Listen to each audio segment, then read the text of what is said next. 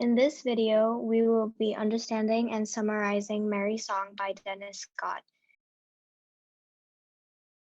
Dennis Scott was born 16 December 1939 in Kingston, Jamaica, and he died on 21st February 1991 in New Haven, Connecticut, United States.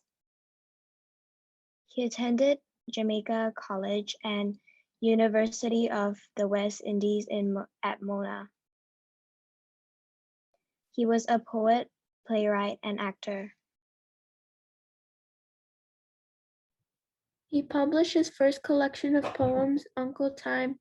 It was released in 1973 and brought him the Commonwealth Poetry Prize.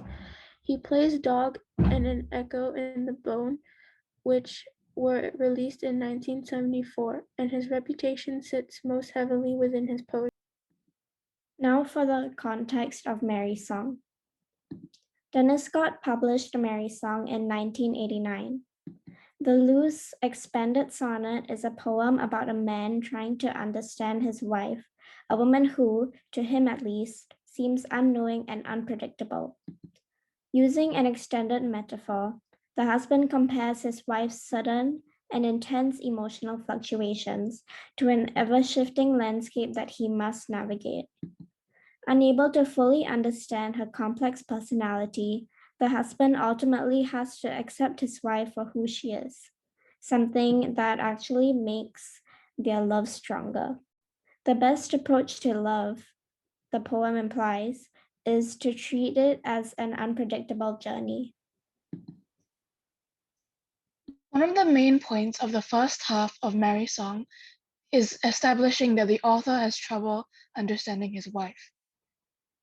Among many ways, this is shown using nature imagery like territory, seasons, and wilderness, and it communicates how complex and unpredictable that his wife can be, like nature.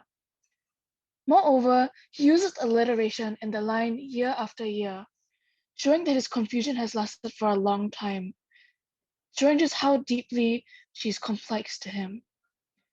This is made memorable by the use of alliteration. Next, he also uses hyperbole in the highlighted green portions, showing that 1 minute she's angry, but the next is quickly laughing and smiling, hence his confusion.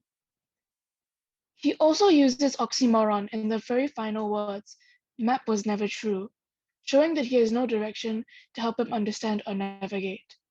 Ironically, maps are supposed to help you understand and navigate.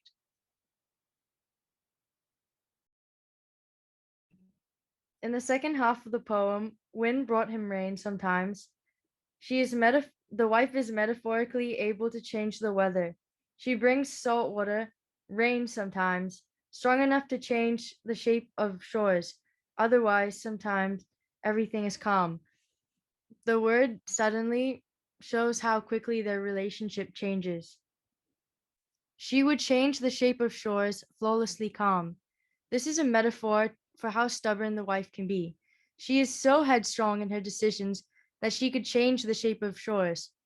There is also consonants and alliteration for shape and shores.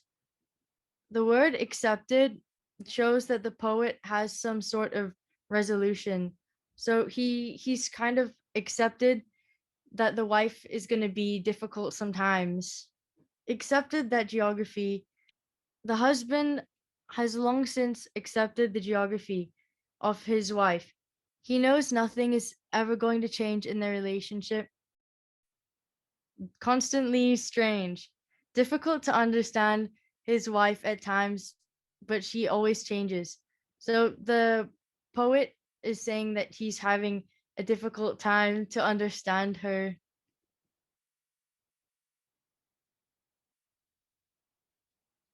In the next line, stayed home increasingly to find. The poet's solution to understanding his wife better is to spend more time alongside her and learn how she thinks. And in the last area, find and mind are rhyming couplets. And in the last line, among the landscapes of her mind, The poet is trying to navigate his way around his wife's mind to see how she thinks. There's also iambic pentameter, which creates a certain liveliness in the poem to reflect the excitement of the journey he describes.